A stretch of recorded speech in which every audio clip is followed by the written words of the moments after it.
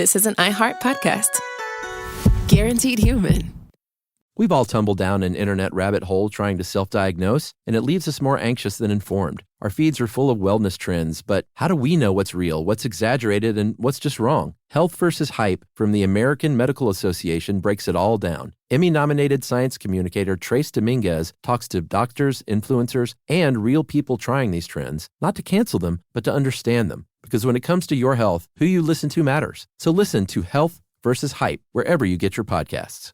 Work can be a little weird. Cringy training seminars, coworkers who won't stop talking about their plant, forgetting the mute button at an inopportune moment. We have to deal with a lot on any given workday. Sometimes it can feel hard to thrive and move forward in your career. Well, that's where LinkedIn comes in. LinkedIn helps you get ideas and insights from experts in your field, connect with people professionally, grow your network, and access tools designed to help you find the right fit for your next role. Whether you're just getting started, figuring out your next move, or looking to accelerate your career, LinkedIn is built to support you at every stage because LinkedIn is the network that works for you. Visit linkedin.com/knowstuff to learn more.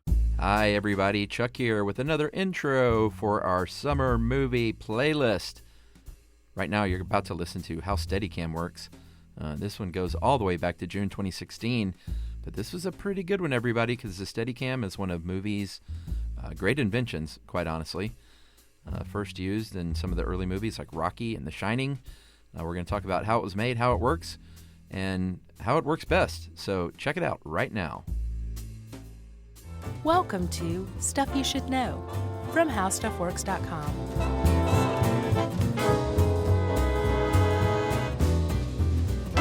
Hey, and welcome to the podcast. I'm Josh Clark. There's Charles W. Chuck Bryant. Jerry's over there. Chuck's wearing a hat, so it's Stuff You Should Know. Yeah. Still pretty sad. Yeah. Are you really? Sure. Oh, R.I.P. You know what? I'm getting the, Josh is referencing my Last Chance Garage hat that I've talked way too much about. I'm getting the patch remade as we speak. Whoa. I actually found one on eBay that had been sold like 3 months ago. I think it's all a big conspiracy. Is that right? No, not okay. really. But I found a picture of the patch that I sent to a patch maker who can digitally reproduce this thing. Nice, man. Well, but then I got to find the right hat. It's coming back home. Well, that's step one. That's a big step one. Yeah, I'm getting a few patches and a few hats this time. I think that's a good idea. Yeah.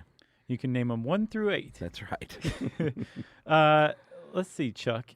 You worked in the film industry previously. Yeah, so did you technically. Yeah. You did more than I did by far. You worked in front of and behind the camera. That's right. Did you ever work with a Steadicam at all? Yeah. So, you've seen these things up close. Yep. I don't recall Scott or anybody using one.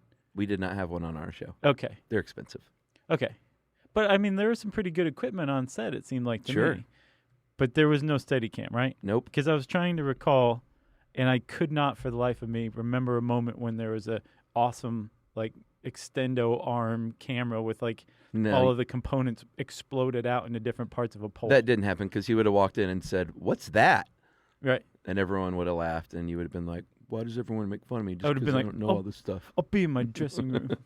No, we never used one on our TV show for Science Channel because, like I said, it's pricey to rent. And this is a bit of a giveaway, but a person, Steadicam operator, comes with the package. Right.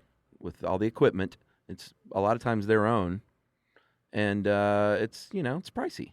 Yeah. To pay for that lady or that dude. Right. But the reason it is pricey is because it has a really good effect. Yeah. And the person who's doing it really knows what they're doing. Yeah. I don't know, but just from researching this, it seemed like they were probably the most skilled tradesperson on the set at any given time when they were on the set. Is that right? Well, I think it's just a matter of what skill.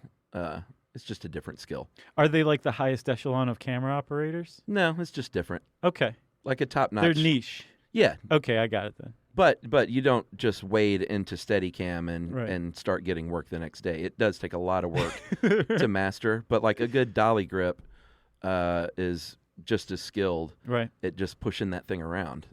But that takes a very non-herky-jerky. Well, it's not going to be herky-jerky anyway, but just to hit the marks right and Oh, I see. yeah, I mean, all that stuff takes a great amount of skill.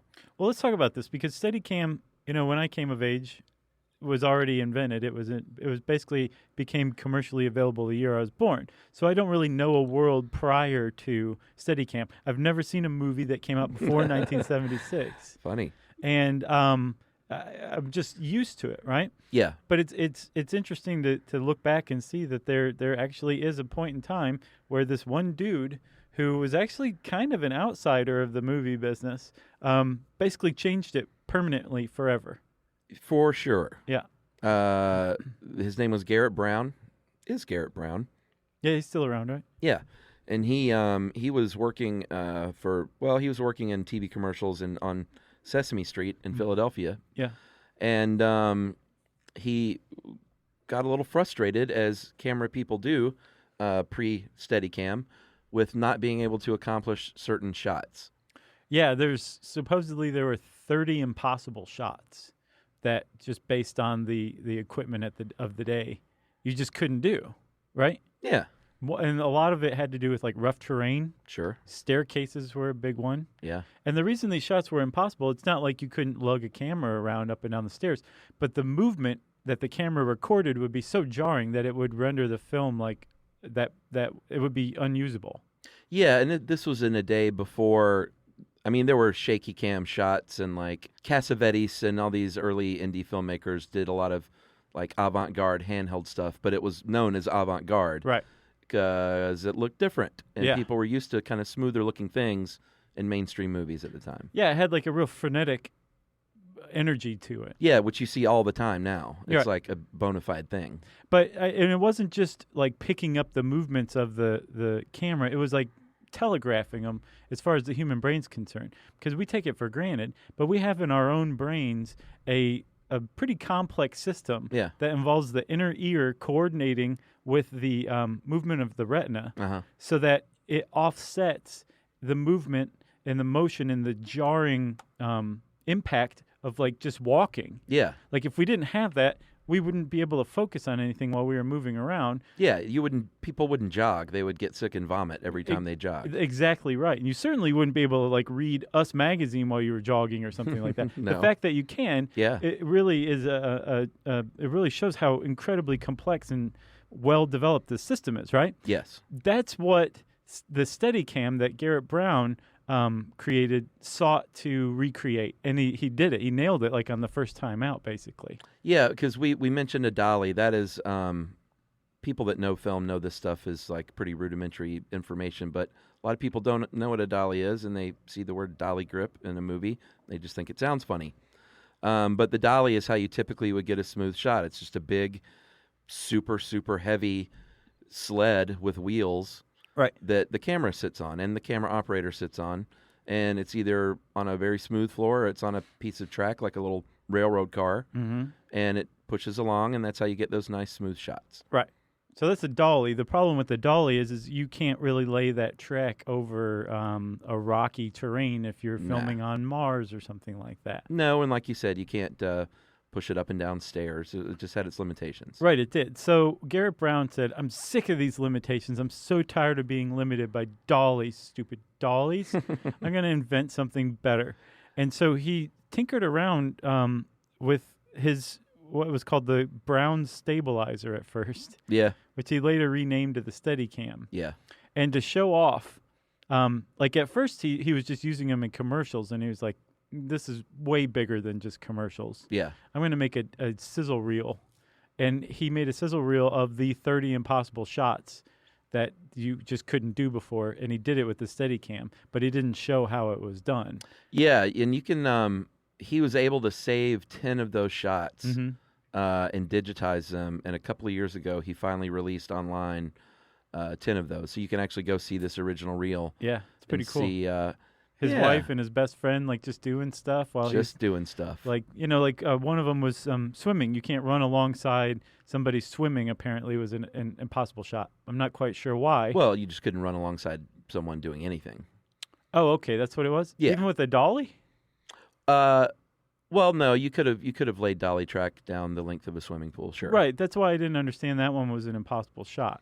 But to show off, that's a good question. he goes around a slide just to kind of show. Maybe that was home. the impossibility of it. But then his buddy gets out of the pool and he pivots around him, and I'm sure when he put this reel together and he sent it out, the directors are like, "This is magic sorcery." Well, it was mind-blowing, and some people say it was the first viral video because it was shared around Hollywood literally in a matter of days. Mm-hmm. Everybody in Hollywood was saying, what in the world, like you said, what is this sorcery this Garrett Brown has bestowed upon us? Yeah, it was a bit of a mic drop as far as that reel goes. And Stanley Kubrick, being Stanley Kubrick, sent a message to Garrett Brown that said, if you are really concerned about protecting its design before you fully patent it, I suggest you delete the 2 occasions on the reel where the shadow on the ground gives the skilled counterintelligence photo interpreter a fairly clear representation of a man holding a pole with one hand with something or other at the bottom of the pole which appears to be slowly moving. All of that is Stanley Kubrickian for, hey, there's a shadow in one of your shots. Right. of the Steadicam op. Yeah, which was pretty cool of him to do. Sure. Because I'm sure there were plenty of people in Hollywood who would have been like, okay, I think I kind of get the idea of what this was. Because there was no suggestion whatsoever of what Garrett Brown had used to get these shots except in those shadows. So he went eek and immediately cut those I think 14 seconds out of his reel and then released the second edition. And it looked pretty good. I mean, it's rough compared to today's standard. Sure, but I mean, for the time, it was like unbelievable. Right, it changed everything. Oh yeah. And one of the shots that he got was his wife, Ellen.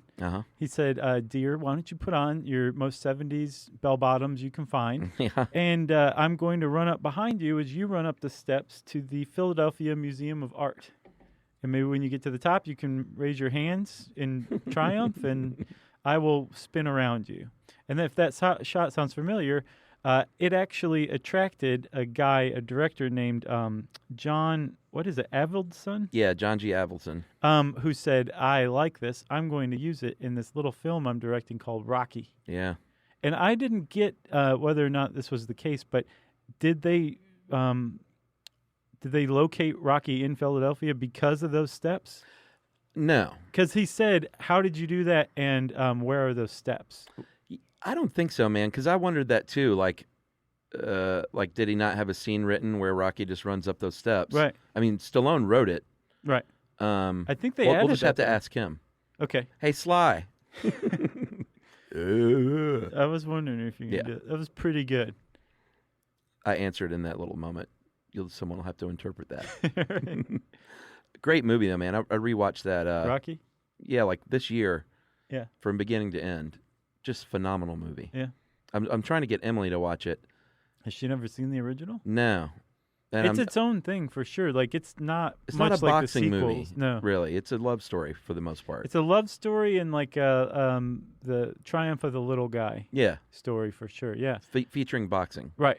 That's exactly right. Yeah. But 2 and 3 and onward, it's like a totally different thing. Yeah, but those are good too. Yeah. They said, let's take your story, take out the heart, and insert cocaine instead. Insert Mr. T. I don't get the cocaine reference. Well, it's just the 80s and Hollywood got their hands on it. Sure. You know what I mean? I gotcha. Yeah, that's a good question, though. I wonder about that. Surely they didn't remake it for Philadelphia just for that. Well, but the point is Garrett Brown created on this sizzle reel one of the most iconic shots in filmmaking history. For sure. And he sent that reel out, and within that year, I believe, Have you ever invested in something that seemed incredible at first but didn't live up to the hype? Well, marketers know that feeling. They optimize for the numbers that look great, impressions, reach, and reacts. But when they don't show revenue, well, that's a not so great conversation with the CFO. LinkedIn has a word for that. Bull spend. That's right, because you need to invest in what looks good to your CFO. LinkedIn Ads generates the highest ROAS, 121% of all major ad networks. You can reach the right buyers with LinkedIn Ads, and you can target by company, industry, job title, and more. So cut the bull spend Advertise on LinkedIn, the network that works for you. Spend $250 on your first campaign on LinkedIn ads and get a $250 credit for the next one. Just go to linkedin.com/SYSK. That's linkedin.com/SYSK. Terms and conditions apply.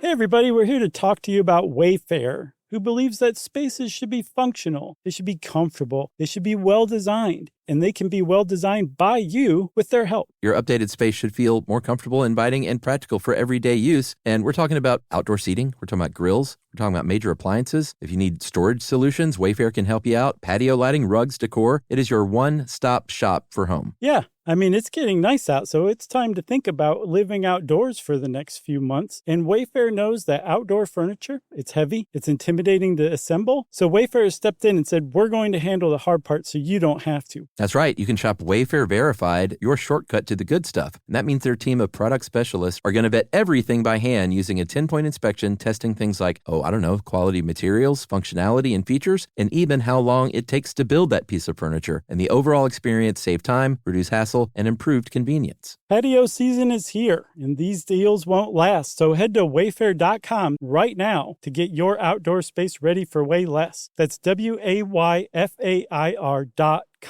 Wayfair, every style, every home. Hey everyone, if you've ever wanted to feel what it's like inside an episode of a show you love, hang with podcast hosts beyond the mic, or swap screens for sunsets with curious, like-minded people, then Stuff at Sea is your kind of voyage. That's right. Stuff at Sea is a 5-night, culture-soaked escape where pink sand paradise meets curious minds. Sailing round trip on October 2nd to 7th, 2026 from New York City to Bermuda, this voyage drops you straight into the iHeart Podcast Stuff universe. On top of the adults-only experience you already love, you'll get live podcast episode recordings, behind-the-scenes sessions, themed activations, and more unmissable on-board moments. Yeah, and there's overnight stays in Bermuda, so there's no rush. Just long, sun-drenched days to explore or do absolutely nothing at all. And back on board, curiosity sparks connection through conversations, experiences, and a lineup designed to keep things as thought-provoking as they are unforgettable. Stuff at Sea is part of the new specialty sailing collection that transforms beloved podcasts into immersive at-sea experiences exclusively with Virgin Voyages. Expect more stories, more hosts, and more ways to experience the voices that you love. Book now at virginvoyages.com/stuff. 76. 3 major motion pictures hired him to operate his Steadicam for it. There was Rocky. Yep. There was, what was the one about Woody Guthrie? Bound for Glory. Yeah. I think that one came out first. So that was the first actual, Right. And that one, the Steadicam op was Garrett Brown, I think, for all these. Because he was the only guy that knew how to, he got a lot of work early on. Yeah, and I think as the operator. I think the patent was still pending until 1977, so I'm sure like, he "Don't didn't touch let that this." thing out of his sight. Everybody, close your eyes while I shoot this. But on Bound for Glory, he was on a crane even that lowered down, stepped off the crane. So people had seen crane shots, but then for the crane to go down, down, down, and then all of a sudden start following this guy, everyone was like, what in the world? Right, there would have been a cut. Yeah. After the crane stopped, and then before, they would have cut, and he would have gotten in position and then started up again. This is one smooth shot. One smooth shot. Yeah, and then the other one was Marathon Man. Yeah, so another just great movie. Right out of the blue, this guy who is a commercial director and made short films for Sesame Street changed filmmaking like single-handedly. Yeah, and won an Academy Award in 1978 for technical achievement. Got that patent in 77, and well, that's it. That's the history of the Steadicam. That's it, everybody. Good night. But should we take a break and tell everyone how this thing works? Let's do it, man.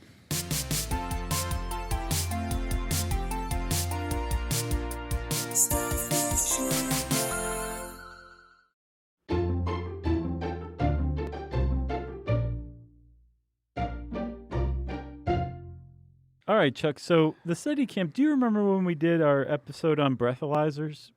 Oh, boy, that was a long time ago. And we found out that the breathalyzer is one of the most complicated machines Yeah. on the planet. I I kind of hated that one. Like there were crystals involved somehow. Mm-hmm. I hated that one too. Dark crystals. There were.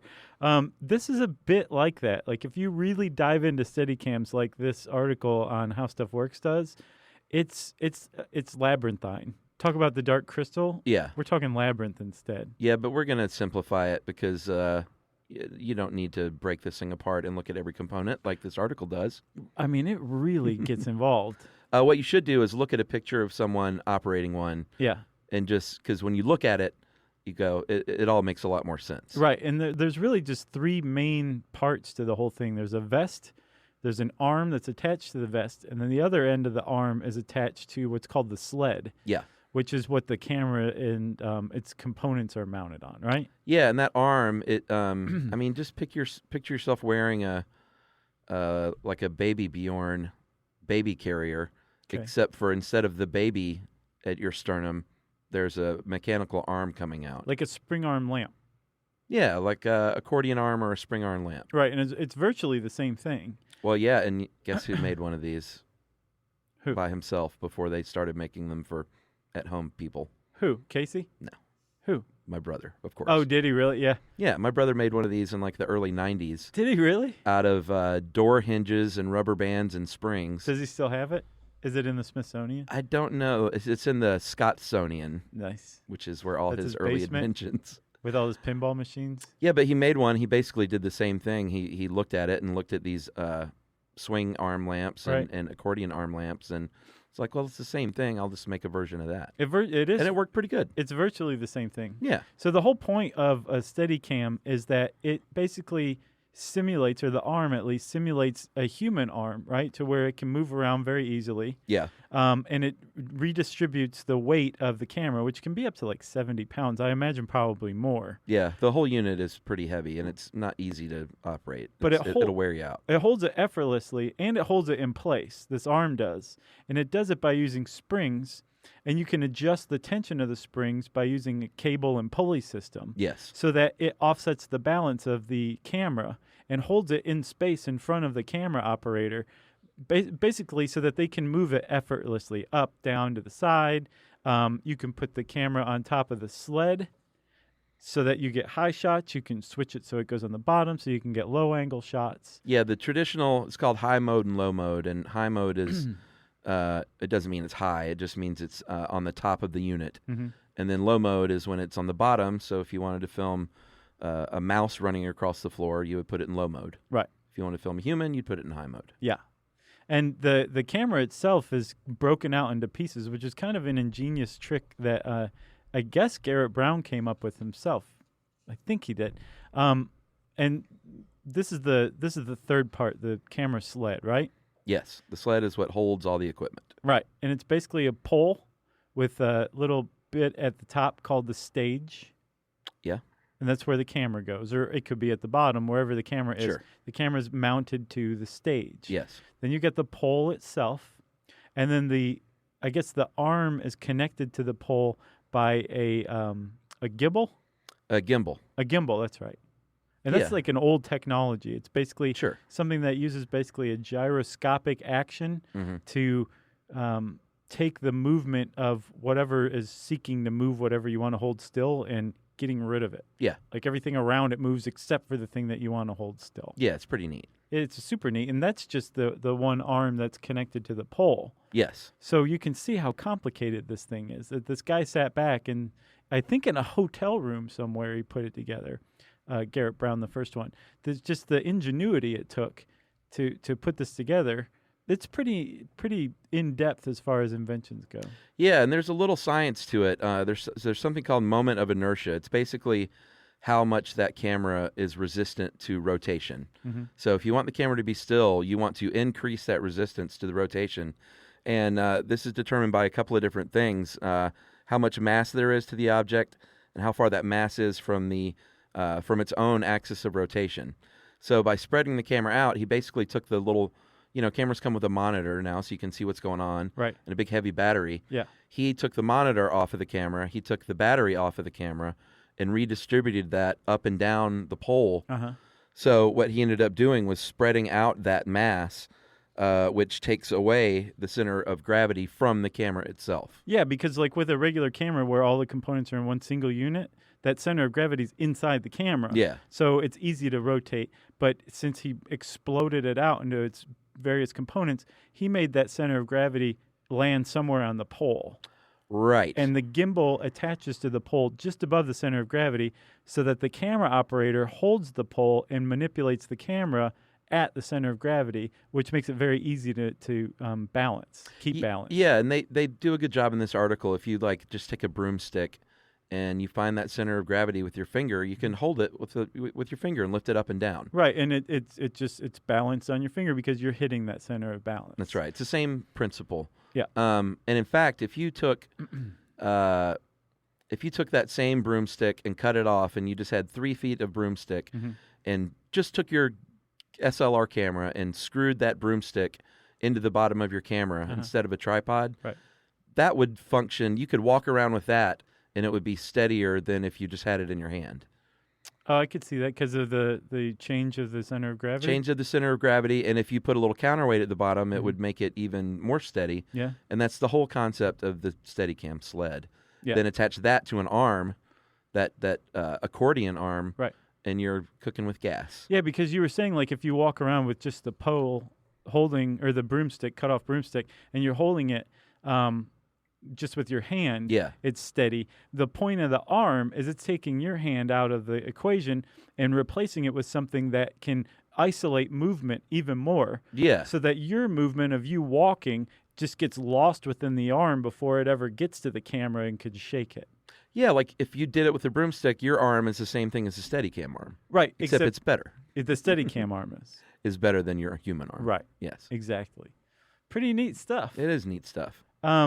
And I think that's it for the science, man. We made it through it. Yeah, I mean, it's all got to be very precisely balanced. You don't just throw the stuff on the pole willy-nilly. No, and they point out that the balance of the camera can actually change during filming. Yeah. Just from the film moving from one end of the camera to the other as it records, right? Well, yeah, in the old days when they used film, for right, sure. Nowadays, it's just that digital card. Yeah, I'm well, sure not always. Quentin Tarantino's camera operators have to deal with this. Yeah, and if you've ever been on a job with a Steadicam, there's a lot of breaks where, I mean, you can adjust them on the fly more now, but I remember there just being a lot of breaks where the Steadicam op would say, hold on, I need 5 minutes, and they go over and they have a little stand that they put it on to take, because, it takes the weight off to a certain degree, but it's still a lot of weight to be carrying on a vest on your chest. Yeah.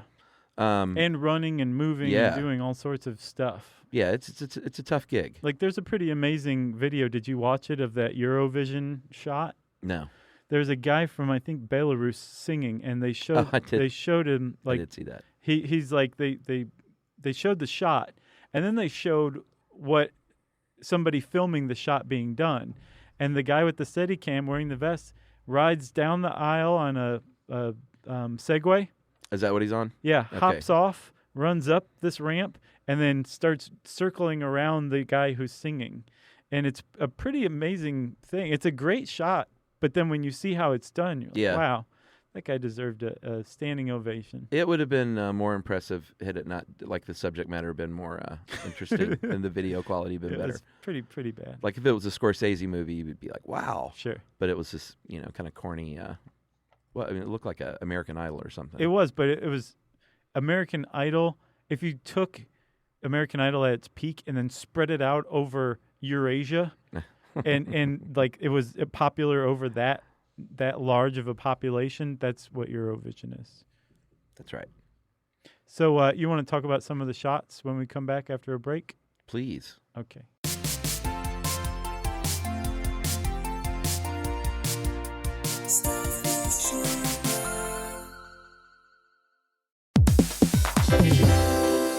Have you ever invested in something that seemed incredible at first but didn't live up to the hype? Well, marketers know that feeling. They optimize for the numbers that look great, impressions, reach, and reacts. But when they don't show revenue, well, that's a not so great conversation with the CFO. LinkedIn has a word for that: bull spend. That's right, because you need to invest in what looks good to your CFO. LinkedIn Ads generates the highest ROAS, 121% of all major ad networks. You can reach the right buyers with LinkedIn ads, and you can target by company, industry, job title, and more. So cut the bull spend. Advertise on LinkedIn, the network that works for you. Spend $250 on your first campaign on LinkedIn ads and get a $250 credit for the next one. Just go to linkedin.com/SYSK. That's linkedin.com/SYSK. Terms and conditions apply.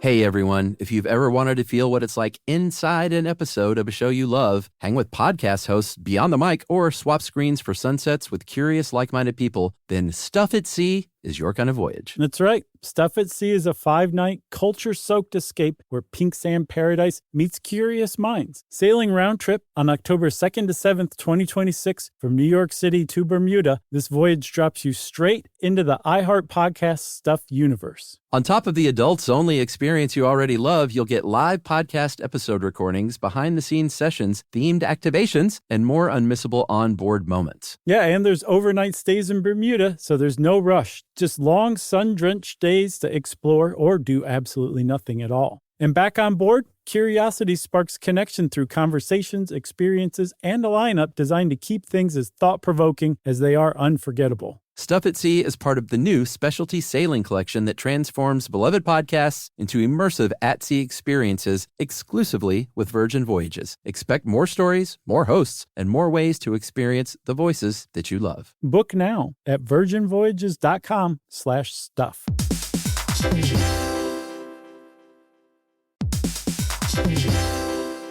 On eBay, every find has a story. Like if you're looking for a vintage band tee, not just a tee, the band tee from the last show your favorite band ever played. You wore it everywhere. Then your girlfriend started wearing it, which was cute, until she dumped you and took it with her, which was not so cute. Yeah, well, anyway, now you're on eBay. And there it is. Same tee from the same tour. Still living in your memory, rent-free forever. See, the things you love have a way of finding their way back to you. But eBay isn't just for getting whatever your ex-boyfriend or girlfriend stole back, right? No, it's also for that rare championship foul ball you caught, then heroically gave to the kid next to you. And where else are you going to find your first car? The one you wish you'd never sold. But now, finally get the chance to take it back home. For good this time. So shop eBay for millions of finds, each with a story. eBay. Things people love.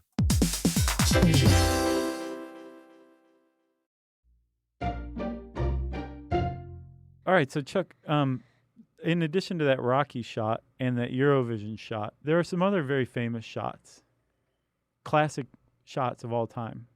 Yeah. That had to do with Steadicam. That couldn't have been done without Steadicam. Well, The Shining is the first one that pops into most people's minds because, like we said, Kubrick was a big fan of this invention and immediately started talks with Garrett Brown on how to help him out with this movie, The Shining, that he was making. Right. And apparently they kind of battled one another quite a bit on the set of The Shining, and Garrett Brown later admitted, he said a lot of that was probably, what do you call it, like inventor's pride or something, right? Kind of getting in the way of this like brilliant auteur. So Kubrick already had his own ideas on how to best use this thing that this other guy invented. Right. And, you know, The Shining's a classic example. Those tricycle shots, the famous maze chase at the end. Yep. Very iconic in motion picture history. Yeah. And, I mean, how did they, do you know how they did that shot behind Danny on his little big wheel? They probably just went into low mode and... like walked behind him? Or ran down the hall after him. That's really impressive. Yeah. So The Shining's a big one. Sure. Rocky's a big one. Goodfellas is another classic example, too. Classic. Where Ray Liotta and Lorraine Bracco are going into the Copacabana, but they go through the back. Yeah. And they're followed like throughout like the back stairs into the kitchen, and then they finally come out into their table. And it's like one uninterrupted like 5-minute shot or something. It's amazing, and it's I think when you see this, you might see it and not be a discerning film viewer and just say, well, that I didn't notice anything. Right. Which is probably good. Yeah. Or you might be a fan of the Steadicam and just say, man, that was amazing. Then you have to step back and look at lighting and realize that how incredibly hard it is to light a shot like that that takes place over, I don't know how many hundreds of feet. What, without seeing the lights in the shot? Well, that or just consistent lighting and having it look good. I mean, Uh-huh. that's just usually you light for like a room or something or a hallway. Right, yeah. But to light all those different rooms and hallways and just incredibly, I can't imagine how long it took to set that shot up, you know? They were like, wait, what do you want to do? Yeah. Yeah, He's like, it'll be "No, great. Don't worry about it. Stick with me. Stay with me. You know, he's making another gangster movie. No, I didn't know that. Yeah, and it may be like some folks are saying it's like, you know, his last big gangster movie. Yeah. But it's got De Niro again. Okay. He hadn't worked with him in a long time. Okay. Pacino Nice. and Joe Pesci is coming out of retirement. I didn't even know he was retired. I just thought he wasn't doing stuff anymore. No, man, he retired. I didn't know that. Yeah, so he's got the 3 heavyweights Yeah. and supposedly Harvey Keitel, of course. You got to throw him in there. Sure. But I'm just like giddy thinking about this. Yeah, I'm glad he is because his last one was The Departed, right? No, he's made movies since then, like Wolf of Wall Street. No, Or his last last gangster. gangster movie. Yeah, which I thought was great. I know you didn't love it. I just didn't. I thought it was awesome. I thought everything but what Jack Nicholson did was pretty good. Yeah? You Yeah. didn't like his performance? No, I really didn't. Well, Sorry, Jack. he'll forgive that. All right. Because you like him as an actor, right? Yeah. Oh, okay. Yeah, as what good else? as it gets. Come on. Return of the Jedi, 1983. The famous speeder bike chase scene Mm-hmm. in I think On indoor. yeah, California's Redwood National Park doubled as indoor, and that was Garrett Brown walking, and they sped it up. Yeah, but you're just like, wow, who cares? The reason why it's such an iconic Steadicam shot is because he walked very slowly. Yeah, And when you speed film up, the tiny movements involved are telegraphed. They just become much more exaggerated. yeah, So without a Steadicam, when they sped the film up, again, it would have been just so blurry and just jarring. It would have been unusable. yeah, The fact that you can see the trees and stuff, and even at that high speed, it's all Steadicam. yeah. And people, I think it's just so easy to take it for granted now in movies when you see these shots. Yeah. But to pioneer these things and this equipment was remarkable. Yeah. And nowadays there are all manner of at-home Steadicam. You don't have to do like my brother and build one out of spare parts and door hinges. No, You can buy one for not too much. Yeah, you can spend $100 Yeah. on a decent enough little home Steadicam. This article says that the Steadicam Curve, which was made for GoPros, is like $100. Yeah, well those are teeny tiny. And there's one for the iPhone called what's it called? The Smoothie. That one is like I think even less than $100, and it's just like a handheld camera stabilizer that works pretty well from what I can gather. Yeah, we should have had Casey, our video producer Casey. He's in France right now though. Yeah.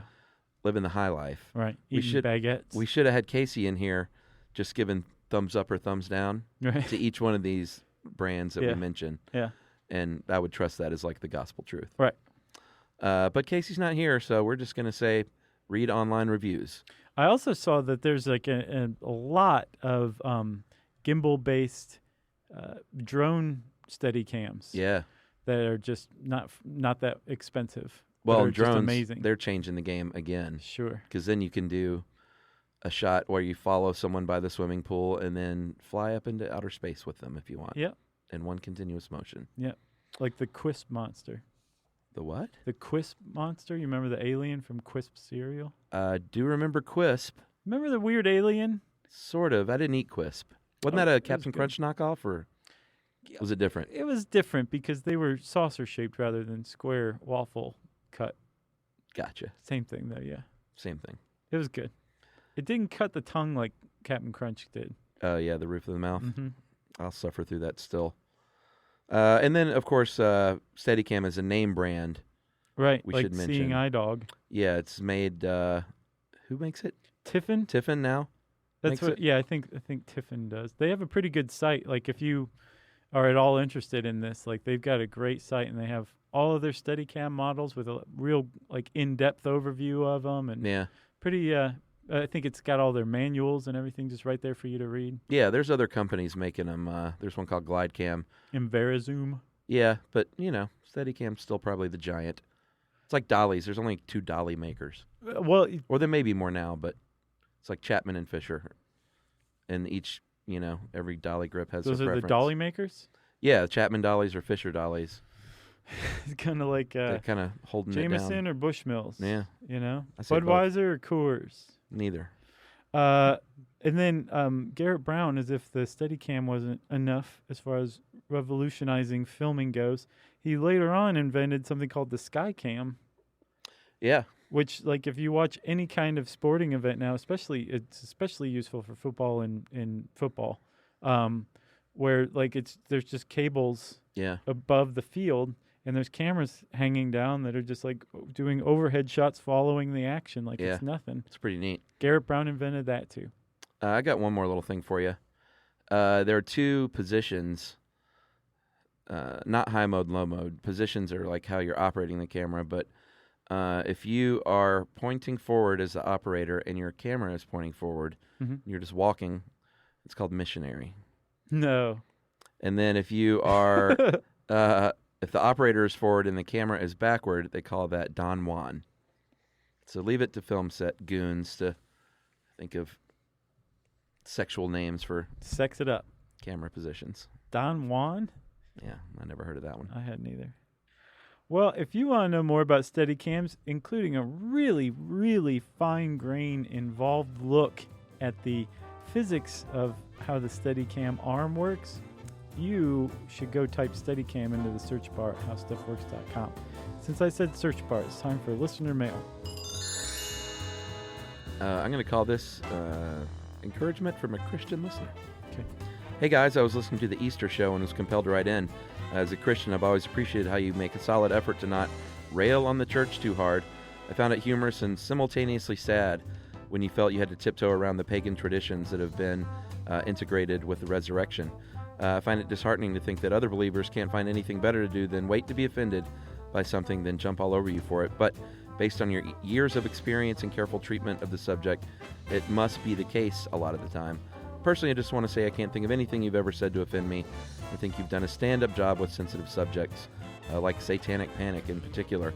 It's also nice just to hear you talk about things directly related to my beliefs without sneering like many others will. That's nice, Dane in Minnesota. Yeah, for real, Dane. If you want to get in touch with us like Dane did and be a super cool person, you can tweet to us at SYSK Podcast. You can also follow the behind-the-scenes action of Chuck's and my life at SYSK Podcast on Instagram. You can join us on Facebook.com/StuffYouShouldKnow for The Hurt. And you can send us an email to stuffpodcast@howstuffworks.com. In the meantime, while you're doing all this, hang out with us at our home on the web, StuffYouShouldKnow.com.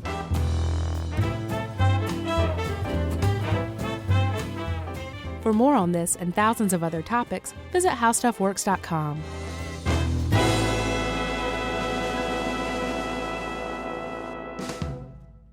Geico presents a 30-second podcast between your podcast.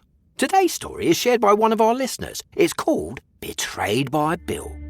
It was in that moment I caught who was staring back at me in betrayal, or more like what? My insurance bill. With trembling hands, I grabbed my phone and switched to Geico, saving about $900 in the process, and never to be betrayed again. Now that was bloody riveting. It feels good when the story ends with savings. It feels good to Geico. Every parent should know the car ride soundtrack. Are we there yet? How much longer? I'm bored. Well, if you're taking an extensive car ride anywhere and you've downloaded the Lingo Kids app prior to leaving the house, you may experience something strange, right, Chuck? That's right. You may experience silence from the back seat. Your kid may go an entire car ride without asking once if they were there yet. How about that? And by chance of miracle, they may even ask if you could drive longer. Yeah, that's the magic in Lingo Kids. Over 4,000 interactive games, songs, and shows, including their favorite Disney characters. It turns the longest drives into the easiest ones, and honestly, you won't understand why you didn't download it sooner. That's right. Lingo Kids is the #1 entertainment platform for young kids, and it's free to download. Or go plus with the Lingo Kids subscription and unlock even more content your kids won't be able to get enough of. You can save up to 60% on the yearly plan. Just search Lingo Kids in the App Store or Google Play. Lingo Kids, everything kids love. You know, you could be adored by everyone and still completely ignored by your cat. Trust me, I know. But if you feed your cat Sheba, you can go from being ignored to truly adored in 12 days, guaranteed, or your money back. Sheba has a full menu of products, appetizers, entrees, treats, even a kitten's menu. It's so cute, so Sheba has a product for even the pickiest eater. Like Sheba Puree, it's made with bone broth, they are chef-inspired flavors, it's got a smooth and creamy texture that cats love, and contains no corn, wheat, soy, or artificial flavors. It's food that your cat's gonna love. To learn more, check out Sheba.com. That's SHEBA.com. This is an iHeart podcast. Guaranteed Human.